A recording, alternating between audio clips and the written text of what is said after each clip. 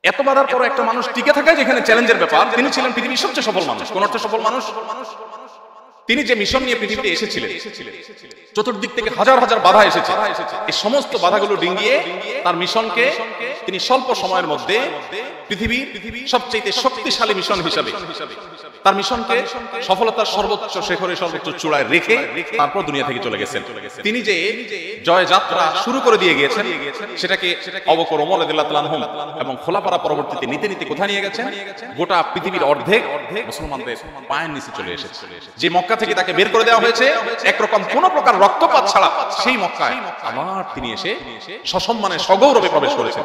বিশেষ করে যারা অভিযোগ করেন যে আমি দুঃখে আছি, কষ্টে আছি, আমার জীবনে কিছু হয়নি, সেই ভাইদেরকে এসে বলতে চাই, আপনার জন্য নবী সাল্লাল্লাহু আলাইহি ওয়াসাল্লামের চাইতে বড় অনুপ্রেরণা, তার চাইতে বড় মোটিভেশন কার লাইফে হতে পারে? যে এত বাধার মধ্যে থেকেও মদিনা 10 বছর কাজের সুযোগ পেয়েছেন। এই 10 বছরে একটা মানুষ তার ক্যারিয়ার গোল করতে পারে না, ক্যারিয়ার বিল্ড আপ করতে পারে না। তিনি এই 10 বছরে তার পুরো মিশনকে এমন সাকসেস করে গেছেন, পৃথিবীর ইতিহাসে মুহাম্মদ সাল্লাল্লাহু আলাইহি ওয়াসাল্লামের মতো জনপ্রিয় আরেকটি মানুষ আপনি দেখাতে পাবেন না। 1450 বছর আগে চলে যাওয়া একটা মানুষ এখনো পৃথিবীতে এতটা প্রাসঙ্গিক, এতটা আলোচনা তাকে সারা পৃথিবীতে করা হয়, এমন একজন মানুষ পাবেন না যে 300 বছর আগে গত হয়ে গেছে আর তিনি এতটা প্রাসঙ্গিক আছেন। মুহাম্মদ নামের যত মানুষ পৃথিবীতে আছে, পৃথিবীতে আরেকটা মানুষ দেখাতে পারবেন না যে এই নামের এত মানুষ পৃথিবীতে আছে। নবী করিম সাল্লাল্লাহু আলাইহি ওয়াসাল্লামকে নিয়ে যদি আপনি পড়েন, আপনি অধ্যয়ন করেন, সেক্ষেত্রে আপনি মাথা নত করতে বাধ্য হবেন যে এটা কোনো স্বাভাবিক মানুষের জীবন না। তিনি আল্লাহর হাবিব, আল্লাহর রাসূল ছিলেন, তার পুরো লাইফটাই ছিল মিরাকল। আমি যে কথা বলার জন্য তার এই জীবনের দুঃখ গাথাটাকে টানলাম, সেটি হলো এত যার জীবনের দুঃখ গাথা, অবাক করা বিষয় হলো তার জীবনে কখনো আপনি দেখবেন না যে তিনি কখনো উৎসাহ প্রকাশ করে বিরক্ত হয়ে কোনো ব্যক্তিকে বলেছেন, সরো তো আমার সামনে থেকে, আমার এখন মনটা খারাপ আছে, মেজাজটা খারাপ আছে, বদর যুদ্ধের ঝামেলা চলতেছে, মুনাফিকরা শয়তানি করতেছে, আমি একটু টেনশনে আছি, সরো আমার সামনে থেকে। সিরাতের বই যারা পড়েছেন, এমনকি নবীজি সাল্লাল্লাহু আলাইহি ওয়াসাল্লামের সিরাত যারা অমুসলিমরাও লিখেছেন, এরকম কোথাও আপনি এরকম কোনো লাইন বের করতে পারবেন না যে নবী সাল্লাল্লাহু আলাইহি ওয়াসাল্লামের কোনো উৎসাহ প্রকাশ করে কোনো আচরণে কেউ কষ্ট পেয়েছেন। আর তার যে 10 বছরের সেবক ছিলেন আনাস রাদিয়াল্লাহু তাআলা আনহু, কিশোর আনাস, তিনি বলেছেন খাদামতু রাসূলুল্লাহ সাল্লাল্লাহু আলাইহি ওয়াসাল্লাম 10 সিরিন, আমি 10 বছর নবী সাল্লাল্লাহু আলাইহি ওয়াসাল্লামের ব্যক্তিগত সহকারীর কাজ, অর্থাৎ একেবারে পার্সোনাল সেবার কাজ আমি দিয়েছি। কিন্তু 10 বছরে একটি বারের জন্য তিনি বলেন নাই, আনাস তুমি কাজটি কেন করলে, বা এটা কেন করলে না। শাসনের সুরে, উৎসাহ প্রকাশ করে তিনি বিরক্তির সুরে এই কথাটাও কোনোদিন বলেন। কিভাবে সম্ভব? একটু টেনশন, একটু পেরেশানি হলে আমরা আমাদের পরিবার লোকদের সাথেও একটু রাগারাগি, পাশের লোকজনরাও তো সেটাকে সমীহর চোখে দেখে, স্বাভাবিকভাবে দেখে যে একটা লোক রাগ করতে পারে, তার এখন মানসিকভাবে তিনি কষ্টে আছে। কিন্তু আমার নবী সাল্লাল্লাহু আলাইহি ওয়াসাল্লাম তার পুরো জীবনে এত বাধা থাকা সত্ত্বেও তিনি কখনো কারো প্রতি বিরক্তি প্রকাশ করে, কারো মনে কষ্ট হতে পারে এমন কোনো আঘাত তিনি করেন। তার এতজন সহধর্মিণী ছিলেন, স্ত্রী ছিলেন, স্বাভাবিকভাবে একাধিক স্ত্রী কেন, এক স্ত্রী থাকলেও স্বামী স্ত্রীর মধ্যে বোঝাপড়া গরমিল হয়, মনোমালিন্য হয়। নবী সাল্লাল্লাহু আলাইহি ওয়াসাল্লামের জীবনে যে হয়নি তা বলছি, তার জীবনে হয়েছে। তিনি অভিমান করে মসজিদে এসে শুয়েছিলেন, সাহাবীদের মধ্যস্থতায় পরবর্তীতে সেটা মিটমাট হয়েছে। একাধিকবার এরকম ঘটনা ঘটেছে, কিন্তু আপনি একটি ঘটনাও দেখাতে পারবেন না যে তার একাধিক স্ত্রীর মধ্যে কোনো একজন স্ত্রী এই কথা কখনো বলতে পেরেছেন যে তিনি আমাকে আসলে একটু অধিকার কম দিয়েছেন, বা আমাকে তিনি ঠকিয়েছেন, বা আমার প্রতি তিনি একটু বৈষম্য করেছেন। একটি কথা আপনি দেখাতে পারবেন। একজন সাহাবী দেখাতে পারবেন না যে সাহাবী বলবে যে নবী সাল্লাল্লাহু আলাইহি ওয়াসাল্লাম আমার দিকে একটু খেয়াল কম করতেন। আপনারা অনেকেই এই অধ্যায়টি পড়েছেন সিরাতের, যে সাহাবীরা প্রত্যেকে মনে করতেন যে নবীজি আমাকে বোধহয় সবচেয়ে বেশি ভালোবাসেন, প্রত্যেকে মনে করতেন আমাকে বোধহয় সবচেয়ে বেশি ভালোবাসেন। জীবনে কখনো কারোর দিকে এইভাবে আট চোখে তাকিয়ে কথা বলতেন না। যখন কথা বলতেন পরিপূর্ণ মনোযোগ দিয়ে কথা বলতেন, যাতে তিনি কোনোভাবে মনে কষ্ট না পান। কোনো ব্যক্তির সাথে তিনি মুসাফা করলে ওই ব্যক্তি হাত টানার আগ পর্যন্ত নিজে হাত টেনে নিতেন না। তার যে আচরণ ছিল, সে আচরণের মধ্য থেকে বিশেষ করে এই যে আমানতদারিতার আচরণ, সত্যবাদিতার আচরণ, প্রতিশ্রুতি রক্ষার আচরণ, যেগুলো আজ আমাদের সোনার হরিণ হয়ে গেছে মুসলমানদের মধ্যে। নামাজি মুসলমান পাওয়া যায় কিন্তু এক কথা মুসলমান পাওয়া যায় না। নামাজি মুসলমান পাওয়া যায়, সত্যবাদী মুসলমান পাওয়া যায় না। নামাজি মুসলমান পাওয়া যায় কিন্তু তার এমপ্লয়ির হক সম্পর্কে সচেতন মুসলমান পাওয়া যায় না। নামাজি মুসলমান পাওয়া যায়, স্ত্রীর হক সম্পর্কে সচেতন সতর্ক মুসলমান পাওয়া যায় না।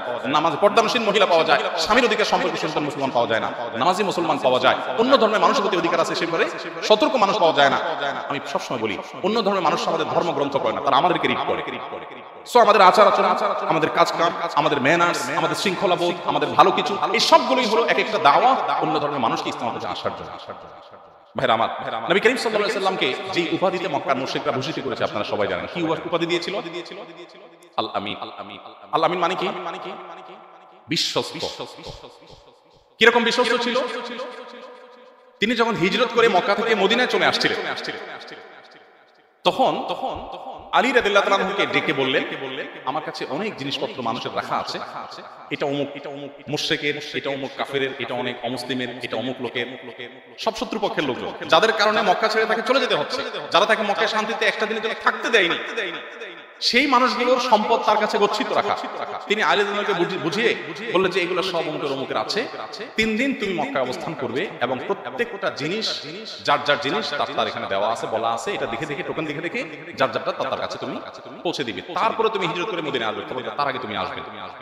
আমার এই আমানতটা আদায় করে দিয়ে দেন তুমি মদিনায় আসবে। আপনি একটু চিন্তা করুন, কেউ আপনাকে ষড়যন্ত্র করে হত্যা করার সকল আয়োজন সম্পন্ন করেছে, আপনি জীবন রক্ষা করবার জন্য সঙ্গোপনে সেই জায়গা থেকে সরে যাচ্ছেন, তখনও আপনার কাছে আপনার ওই শত্রু তার জিনিসপত্র যেগুলো আছে, আপনি যাওয়ার আগে তার জিনিসপত্রগুলো যেন তার কাছে ঠিকমতো পৌঁছায় তার বন্দোবস্ত করে দিয়ে তারপরে যাচ্ছেন। পৃথিবীর মানুষ আজ বহুত সভ্যতার সবক আমাদেরকে শোনায়। আমার অবাক হয়, আমার লজ্জা হয়, কষ্ট হয় যে মুসলমানের সন্তান সে তার মানবাধিকারের সবক নিতে হয় মুসলমানের কাছ থেকে।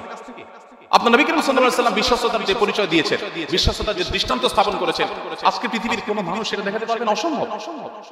তিনি যখন মক্কা থেকে তাদের অত্যাচারে নিপীড়িত হয়ে চলে যাচ্ছেন, তার জায়গায় আমরা হলে খুব ভালো মানুষ হলে কি করতাম? মনে করেন এই সমাজে সবচেয়ে একজন ভালো মানুষ, তার কাছে অন্যদের স্বর্ণ গহনা টাকা পয়সা এগুলো আছে, তো আমরা যদি খুব ভালো মানুষ হতাম যে আরেকজনের জিনিস মারবো না, এই মানসিকতার হতাম, তাহলে কি করতাম বলো? রেখে চলে যেতাম যে তার জিনিস সে বুঝে বেড়াকে, আমি তো নিচ্ছি। কিন্তু তিনি সেটা করেন নাই। তিনি আলী রাদিয়াল্লাহু আনহুকে ডেকে নিয়ে তাকে দায়িত্ব দিয়ে বলেছেন একটা একটা করে দেন, অমুকেরটা অমুকের কাছে, তমুকের কাছে পৌঁছে দিয়ে দায়মুক্ত হয়, তারপর তুমি আসবে। তাদের কারণে আমি চলে যাচ্ছি, কিন্তু তাই বলে তাদের সম্পদ আমার ভোগ করা কি হয় না, হালাল হয়ে যায়। আমাদের দেশে যখনই কোনো একটা পরিস্থিতি পরিবর্তন হয়, আপনারা দেখবেন যে মানুষ প্রতিপক্ষের সম্পদের উপরে হামলে পড়ে এবং সেটাকে হালাল মনে করে, এটাকে কোনো দোষে কিছু মনে করে না। নবী করিম সাল্লাল্লাহু আলাইহি ওয়াসাল্লাম তাদের সম্পদগুলো তাদেরকে বুঝিয়ে দিয়ে গেছে। তার আখলাক, তার উন্নত চরিত্র, তার চরিত্রে যে মাধুর্য ছিল, সেই মাধুর্য সম্পর্কে সারাদিন সারা বলেও শেষ করা যাবে। আমার বলার উদ্দেশ্য হলো সিরাতে নববীর এই অধ্যায়টা, অর্থাৎ আখলাকের অধ্যায়টা আমাদের বারবার পাঠ করা উচিত, পুনর্পাঠ করা উচিত। আমরা এজ এ মুসলিম আমাদের আচরণ থেকে, আমাদের কথা থেকে, আমাদের কর্ম থেকে, আমাদের প্রতিশ্রুতি থেকে, আমাদের সত্যবাদিতা থেকে, আমাদের অন্যের অধিকার করার সচেতনতা থেকে, আল্লাহ ভীতি থেকে প্রতি মুহূর্তে ইসলামের সৌরভগুলো ছড়াতে হবে। তবেই আমি প্রকৃত মুসলিম হতে পারবো, তবে আমি সত্যিকার মুসলিম হতে পারবো এবং জান্নাতি মুসলিম হওয়ার পথ আমার জন্য তত বেশি সুগম হবে। আবারও বলছি, জান্নাতের পথ নফল ইবাদত ততটা সুগম করে না, উন্নত আচরণ মানুষের জান্নাতের পথকে যতটা সুগম করে। আল্লাহ তাআলা আমাদের সবাইকে সেই উন্নত আচরণের অধিকারী হওয়ার তৌফিক দান করুন। সম্মানিত উপস্থিতি, নবী করিম সাল্লাল্লাহু আলাইহি ওয়াসাল্লামের একটি হাদিস, খুব প্রসিদ্ধ একটি হাদিস আপনারা শুনেছেন। তিনি বলেছেন, ইন্না মিন আকমালিল মুমিনিনা ঈমানান আহসানুহুম খুলুকা। ঈমানদারদের মধ্যে সবচেয়ে পরিপূর্ণ ঈমানদার কে? পরিপূর্ণ ঈমানদার। আমরা সাধারণত যে লোকটা বেশি বেশি নামাজ রোজা পড়ে, যে লোকটা বেশি নফল নামাজ পড়ে, জুব্বাটা লম্বা আছে, দাড়িটা লম্বা আছে, হিজাবটা ঠিকমতো করে, আমরা মনে করি মাশাআল্লাহ মাশাআল্লাহ খুব ইবাদতগুজার, তাই না? নবী করিম সাল্লাল্লাহু আলাইহি ওয়াসাল্লাম বলছেন কি শুনেন, তিনি বলছেন, ইন্না মিন আকমালিল মুমিনিনা ঈমানান, ঈমানদারদের মধ্যে সবচেয়ে পূর্ণাঙ্গ, সবচেয়ে পরিপূর্ণ ঈমানের অধিকারী ওই ব্যক্তি যার আচরণ সবচেয়ে সুন্দর, যার আখলাক সবচেয়ে ভালো, যিনি শৃঙ্খলা সবচেয়ে মেইনটেইন করেন। এই লোকটা যিনি অন্যের অধিকারের উপর একটু বেশি কনসার্ন, যে আমি কোনো অধিকার নষ্ট করছি না। আপনি স্বামী, আপনি আপনার স্ত্রীর কোনো অধিকার নষ্ট করছেন না, আপনার কোনো কথা স্ত্রীর প্রতি অবিচার হয়নি, আপনি তাকে একটু শাসন করতে গিয়ে সীমানা ছাড়িয়ে যাননি।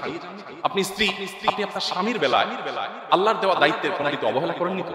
আপনার দ্বারা কোনো কিছু অনধিকার চর্চা হয়ে যায়নি তো? সীমানা ছাড়িয়ে যায়নি তো? সীমা লঙ্ঘন হয়ে যায়নি তো? এই যে একটা বোধ, আল্লাহ শপথ করে বলছি, এই বোধটাই মানুষকে প্রকৃত মুত্তাকি হওয়ার পরিচয় দেয় এবং মানুষের আসল তাকওয়ার দিকটাকে ফুটিয়ে তোলে। এই বোধটুকু, এই বোধটাই হলো আমাদের সবচেয়ে বড় অ্যাসেট, সবচেয়ে বড় সম্পদ। দুঃখজনক যে আজ সেটা আমরা হারিয়ে ফেলেছি। আমরা শুধুমাত্র ইবাদত বন্দেগীর গুরুত্ব নিয়ে আলোচনা করি, ইবাদত বন্দেগী করি, পুরো ধর্মটাকে বানিয়ে ফেলেছি ইবাদত সর্বস্ব একটা ধর্ম। আমি বলছি যে ইবাদতের মৌলিক ইবাদতগুলো ইসলামের মৌলিক কাজ, প্রধান কাজ, সন্দেহ নেই। কিন্তু আপনার ইসলামের আসল সৌরভ ছড়াবে ইবাদতের মাধ্যমে নয়, আপনার ইসলামের সৌরভ ছড়াবে আখলাকের মাধ্যমে। কিয়ামতের ময়দানে আপনার আমলের পাল্লাকে ওয়েটফুল করবে ইবাদত নয়, আপনার আচরণ। সো আপনাকে আচরণের উপরে স্পেশাল কেয়ার না নিলে আপনি যত ইবাদত বন্দেগী করেন, আমি আমার কোরআন হাদিসের ক্ষুদ্র জ্ঞানের আলোকে বলতে পারি, আপনি কখনো আল্লাহর খাতায় ভালো মুসলিম হতে পারবেন না। এই জন্য আমাদেরকে আখলাকের অধ্যায়টি বারবার পাঠ করতে হবে।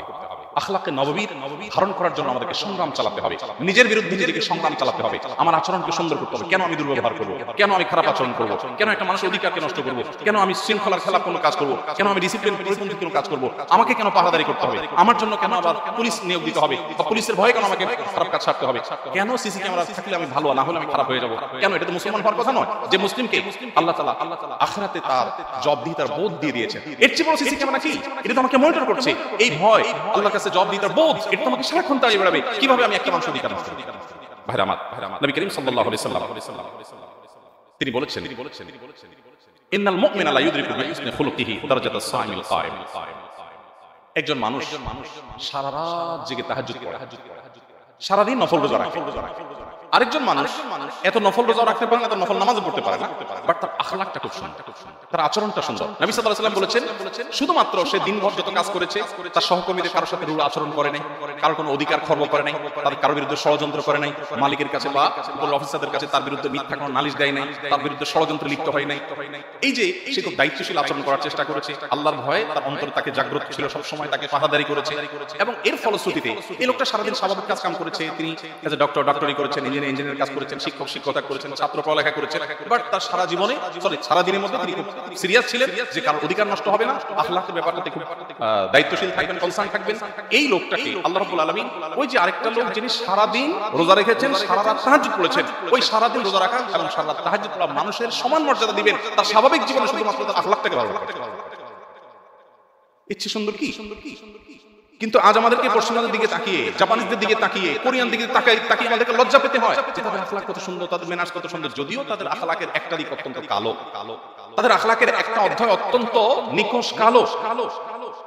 তারা একটা বিড়ালের জন্য হসপিটাল করে, তারা কুকুরের জন্য হোটেল করে, কোন গর্তে কোনো বিড়াল পড়ে গেলে সেটা উদ্ধারের জন্য সৈনিক চলে যায়, হেলিকপ্টার নিয়ে চলে যায়। তাদের অনেক সামাজিক সৌন্দর্য আছে, but in the same time তারা ফিলিস্তিনে নিরীহ মানুষদের হত্যায় নীরব দর্শকের ভূমিকাও পালন করে। তাদের ভালো দিকটা যেরকম আমাদেরকে অনেক বেশি অভিভূত করে ফেলে, সেই সাথে তাদের কালো অধ্যায়টাও আমাদেরকে মাথায় রাখা উচিত। কিন্তু আমার কথা হলো যে মুসলিম হিসেবে তাদের যে ভালো দিকটা দেখে আমরা বলি ওয়াও মাশাআল্লাহ, এত ডিসিপ্লিন। টোকিওর একটি রেল স্টেশনে অন্য একটা শহর থেকে আমার সাথে এক প্রবাসী বাংলাদেশি ভাই সহ আমরা এসেছিলাম। তো ওনার টিকিটটা সামহাও উনি হারিয়ে ফেলেছেন। তো বের হওয়ার সময় টিকিটটা পাঞ্চ করতে হবে। টিকিটটা যেটা হারিয়ে ফেলেছেন তিনি, ওই জায়গাটায় এসে আমরা দুজন দাঁড়িয়ে আছি। বাট আমার যেহেতু টিকিট আছে, আমি পাঞ্চ করলে গেট যখন ওপেন হবে আমরা চাইলে দুজন চলে যেতে পারি, এবং এখানে কোনো প্রহরীও নেই।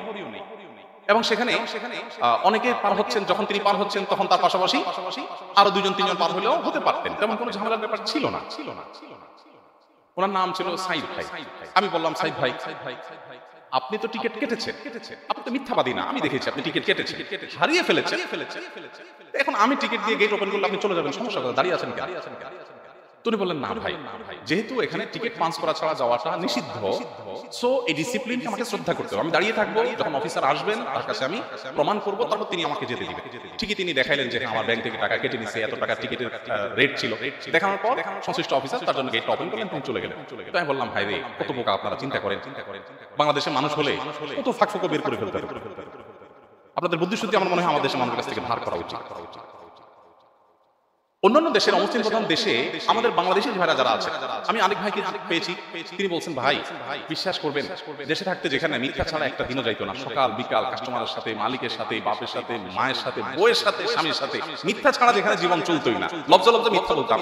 এখন আপনি যদি আমাকে শিখাইয়াও দেন, আমার মনে হয় মিথ্যা বলা আমার জন্য টাফ হবে, বিকজ ভুলেই গেছি মিথ্যা কিভাবে বলে। যারা উন্নত দেশগুলোতে সফর করেছেন, বিদেশিদের সাথে কাজ কারবার করেন, আমার চেয়ে তারাও ভালো জানেন। আমাদের জন্য এর চেয়ে লজ্জার অধ্যায় কি আছে যে মুসলমানদের সমাজে নামাজ আছে, সত্যবাদিতে নেই, রোজা আছে, আমানতদারিতে নেই, দাঁড়িয়ে আছে, শ্রমিকের অধিকার নেই, জুব্বা আছে, মালিকের অধিকার পরে কনসার্ন না, শৃঙ্খলা, সিস্টেম, আইন, এগুলোর প্রতি শ্রদ্ধাবোধ নেই, যা খুশি তা। গত শুক্রবারে আমার মসজিদে আমি যেখানে জুমা পড়াই, আমি একটু দেরিতে আসছি, তো আমার জন্য গেট ওপেন করা হয়েছে, এসি চলছে, এসি গেট বন্ধ, গ্লাসের দরজা। তো আমার পর আমার সহকারী তিনি প্রবেশ করছেন। তিনি প্রবেশ করার সময় ওই চান্সে মুয়াজ্জিন সাহেব গেটে দাঁড়িয়ে পাহারা দেন, যাতে করে কেউ খুলে না ঢুকে যায়, যেহেতু নিচে ফিল আপ হয়ে গেছে, উপরে যাবে। তো মুয়াজ্জিন সাহেব একটু সরেছেন, এই চান্সে হুড়মুড় করে 50-60 জন গেট পারলে ভেঙে সবাই প্রবেশ করে। আমি একটা টপিকে আলোচনা করার জন্য প্ল্যান পরিকল্পনা নিয়ে গেছি, পরে এটা দেখে আমার পুরো মাথাটাই চেঞ্জ হয়ে গেছে। আমি বললাম ভাই আজকে টপিকই চেঞ্জ, এই যে আপনারা 50-60 জন মানুষ এখানে হাউসফুল, এখানে বসার জায়গা নেই, এখন বসতে হলে দোতলা যেতে হবে, তিনতলা যেতে হবে, বাট আপনারা এখানে বসবেন, দরজাটা প্রহরী আছে, ঢুকতে পারেন না। যখনই প্রহরী সরে গেছে একটু, আপনারা সবাই দরজাকে পারলে ভেঙে হুড়মুড় করে যে আল্লাহর ঘরে ঢুকে গেলেন। আপনাদের এই ভালো কাজের প্রতি আগ্রহ, ইবাদতের প্রতি আপনাদের এই উচ্ছ্বাস, আপনাদের এই যে উন্মাদনা, আপনাদের যে প্রচেষ্টা, এটা দেখে তো আমি হয়ে গেলাম। এত ভালো মানুষ থেকে আসলো আমাদের সমাজে যে ইবাদতের জন্য পারলে দরজা ভাঙে ঢুকে যায়। তারপর আমি এই বিষয়ের উপরে কিছু কথা বলার চেষ্টা করলাম। এটা একটা এক্সাম্পল। আমাদের সমাজের চতুর্পাশে আপনি দেখবেন আমরা অনেকেই আছি সুযোগের অভাবে সব। আমরা দুর্নীতি করি না, আমরা চুরি ডাকাতি করি না, আমরা সরকারি রাষ্ট্রের সম্পদ নষ্ট করি না, আমরা মানুষকে অধিকার বঞ্চিত করি না, কারণ আমাদের সেই সুযোগটা নাই। সুযোগ পেলে তারপর আমাদের অনেকে আসল চেহারাটা ফুটে ওঠে। এই জন্য ভাইরা আমার, নবী করিম সাল্লাল্লাহু আলাইহি ওয়াসাল্লামের জীবনের তার সিরাতের আখলাকের পাঠটাকে আমি বিনীতভাবে অনুরোধ করবো আমাদের বাচ্চাদেরকে শেখাবে, আমাদের পরিবারের সদস্যদেরকে শেখাতে হবে, আমাদের সহকর্মীদেরকে শেখাতে হবে, নিজেদেরকে সেটা অ্যাপ্লাই করতে হবে, প্রয়োগ করতে হবে। আমার সহকর্মীদের কেউ কোনোদিন এটা বলতে যেন না পারে যে আমি কারোর হক নষ্ট করছি, কারোর অধিকার নষ্ট করছি, কারোর প্রতি রূঢ় আচরণ করছি। আমার পরিবারের কোনো সদস্য যেন আমার পরে মনক্ষুণ্ণ হতে পারে, আমার চেনা অচেনা কোনো মানুষ আমার দ্বারা কষ্ট পেতে পারে, এটা যেন কখনো না হয়। নবী করিম সাল্লাল্লাহু আলাইহি ওয়াসাল্লাম বলেছেন, তোমরা কি জানো সবচেয়ে বড় হতভাগা কে? সবচেয়ে বড় হতভাগা কে? সবচেয়ে বড় হত দরিদ্র কে? আল মুফলিসু ফিনা মান লা দিনার ওয়া দিরহাম। যার টাকা পয়সা নেই তাকে আমরা হত দরিদ্র মনে করি। নবী সাল্লাল্লাহু আলাইহি ওয়াসাল্লাম বলেছেন না, টাকা পয়সা নেই তো আজকে নেই কালকে হবে। এটা তো চূড়ান্তভাবে একটা মানুষের হত দরিদ্র হওয়া মতো বিষয় নয়। নবী সাল্লাল্লাহু আলাইহি ওয়াসাল্লাম বলেছেন, তাহলে চূড়ান্ত হত দরিদ্র কে? আসো তার সাথে পরিচয় হয়। তিনি তখন পরিচয় করিয়ে দিলেন, দেখো একটা লোক তার জীবদ্দশায় তিনি অনেক নামাজ পড়েছেন, অনেক দাড়ি রেখেছেন, টুপি পরেছেন, জুব্বা পরেছেন, হজ করেছেন, উমরা করেছেন, পর্দা করেছেন, হিজাব করেছেন, ভালো কাজ করেছেন, দান সদকা করেছেন, কোরআন তেলাওয়াত করেছেন, ওয়াজ শুনেছেন, ওয়াজ করেছেন, উমরা করেছেন, হজ করেছেন, অনেক ভালো কাজ করেছেন। ভালো কাজ করে সওয়াবের পাহাড় নিয়ে কিয়ামতে হাজির হয়েছে। অনেকটা মুছে তেল দিতে দিতে যাওয়ার মতো করে আর কি, যে জান্নাত আমার ঠেকায় কি, এত আমল নিয়ে আসছি। যখনই সে জান্নাতে যাওয়ার জন্য উদ্গ্রীব, তার সামনে এসে দাঁড়িয়েছে হয়তো একজন অসহায় রিকশা চালক। ছাত্র জীবনে, কলেজ লাইফে, স্টুডেন্ট লাইফে দু চার বন্ধু একসাথে ছিলেন, দুই কথা থেকে চার কথা হয়েছে, মেজাজ গরম হয়েছে, দু চারটা চড় ঘুষি দিয়ে ভাড়াটা না দিয়ে চলে গেছে। বেচারা রিকশাওয়ালা কিছু বলতে পারেন না।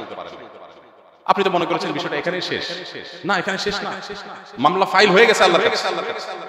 বাদী এসে দাঁড়িয়েছে, আল্লাহ এই লোক অনেক হজ করেছে, উমরা করেছে, কপালে সিলের দাগ ফেলে দিয়েছে, জুব্বা পরেছে, টুপি পরেছে, লম্বা লম্বা ওয়াজ নসিহত মানুষকে করেছে, বাট আমার ওই 20 টাকা ভাড়া সে মেরেছে, আমাকে অন্যায়ভাবে দুটা গালি দিয়েছে, আমার গায়ে আঘাত করেছে, আজকে তার বিচার চাই। সে কলেজের ছাত্র ছিল, ভার্সিটির ছাত্র ছিল, কোন এলাকার সহসভাপতি ছিল, কোন প্রভাবশালী ব্যক্তি ছিল, আমি কিছু করতে পারিনি।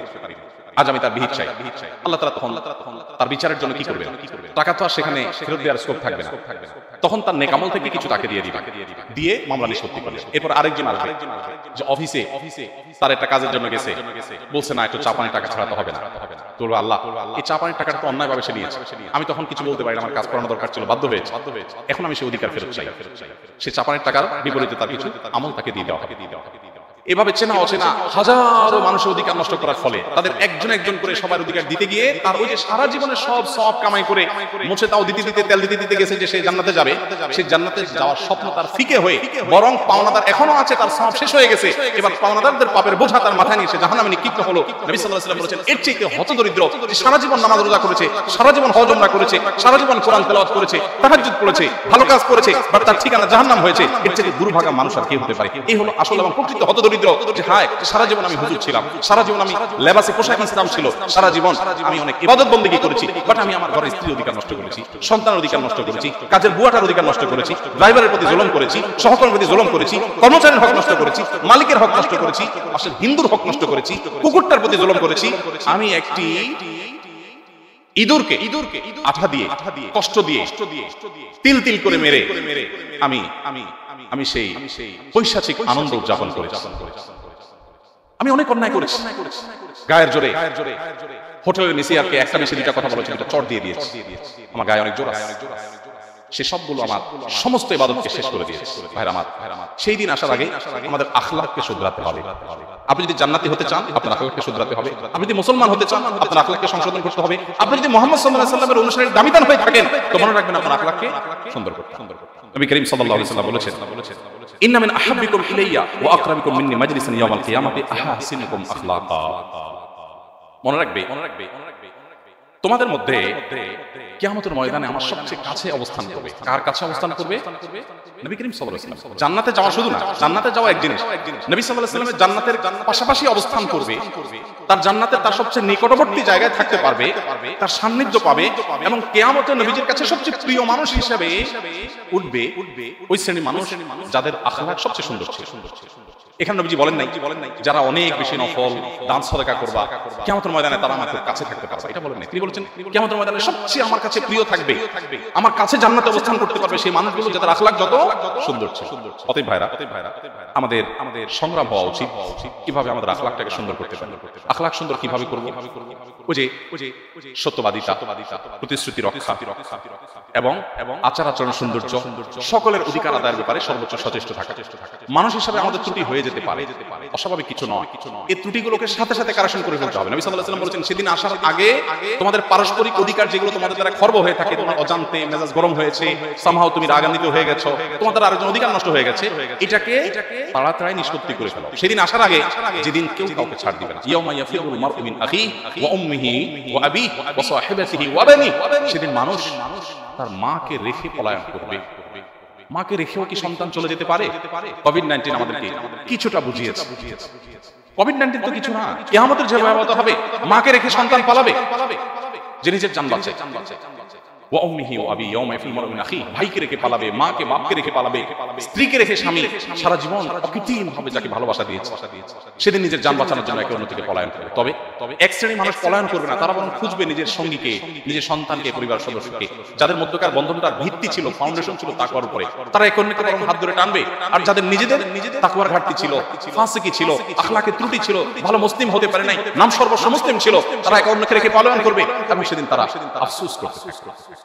সেদিন আসার আগে আমাদের সমস্ত দেনদারবারগুলো নিষ্পত্তি হওয়া। আপনি আপনার সহকর্মীর সাথে কখনো রূঢ় আচরণ করে ফেলেছেন সামহাও, বাট আপনার পরে উপলব্ধি জেগেছে না আমার কাজটা ঠিক হয়নি, আপনি নির্দ্বিধায় তার কাছে মাপ চান। এটাই হলো সৎসাহস। পৃথিবীতে প্রকৃত শান্তির বাতাস সুবাতাস ছড়াক আমরা চাই, তাহলে আমাদেরকে আবারও মুহাম্মদ সাল্লাল্লাহু আলাইহি ওয়াসাল্লামকে পাঠ করতে হবে এবং এজ এ মুসলিম তার আখলাককে আমাদের ধারণ করতে হবে। তিনি কখনো কটু কথা বলেছেন, তার জীবনে কি একটা কটু শব্দ বের করতে পারবে না যে তিনি কখনো কটু কথা বলেছেন। এত কষ্ট মক্কার মুশরিকরা দিয়েছে, এত যাতনা দিয়েছে, এত নির্যাতন করেছে, এত জুলুম করেছে, একটি বারের জন্য একটা খারাপ শব্দ তার মুখ দিয়ে কোনোদিন কেউ শুনেনি। লাম ইয়াকুন নবী সাল্লাল্লাহু আলাইহি ওয়াসাল্লাম লাআনা ওয়ালা তাআনা, নবী সাল্লাল্লাহু আলাইহি ওয়াসাল্লাম কখনো অভিশাপকারী ছিলেন না, গালিগালাজকারী ছিলেন না, কখনো নিচু কথা বলতেন না। এখন তো দেখবেন অনেকে ইসলামের নামে ফেসবুকে এক হুজুরের অনুসারী আরেক হুজুরের বিরুদ্ধে বিসমিল্লাহ বলে গালিগালাজ শুরু করে, আল্লাহর নাম নিয়ে শুরু করে গালিগালাজ, মনে করেন ইসলাম প্রচারের কাজ করছে। এক দলের লোক আরেক দলের বিরুদ্ধে নামছে, এক হুজুরের ভক্ত 14 গোষ্ঠী উদ্ধার করতে নেমেছে। আল্লাহ তাআলা আমাদেরকে ভালো মানুষ, ভালো মুসলমান হওয়ার তৌফিক দান করুন। নবী সাল্লাল্লাহু আলাইহি ওয়াসাল্লামের যে আখলাক ছিল, সে আখলাকের নববীর ধারক বাহক হওয়ার তৌফিক আল্লাহ তাআলা আমাদেরকে দান করুন। আমি আপনাদের কাছে অন্তরস্থল থেকে আকুতি জানাই যে আপনারা আপনাদের দোয়াগুলোতে আমার জন্য দোয়া করবেন যে আল্লাহ তাআলা আমাকে যেন আমার আখলাকটা যেন সুন্দর করে দেন, সংশোধন করে দেন, আমার আখলাকের সৌরভ দ্বারা যেন অন্য ধর্মাবলম্বীকে আমি ইসলামে আহ্বান করতে পারি। আপনাদের জন্য আমার দোয়া থাকলো, সেই সাথে আপনাদের প্রতি আমার উদাত্ত আহ্বান থাকলো, আসুন সবাই আমরা আখলাকে নববী দ্বারা নিজেদেরকে সজ্জিত করি, নিজেদেরকে সাজাই এবং আখলাকে নববী দ্বারা নিজেদেরকে পরিপূর্ণরূপে গড়ে তুলি। আল্লাহ তাআলা আমাদের সবাইকে সেই তৌফিক দান করুন। জাযাকুমুল্লাহু খাইরা। আসসালামু আলাইকুম ওয়া রাহমাতুল্লাহ।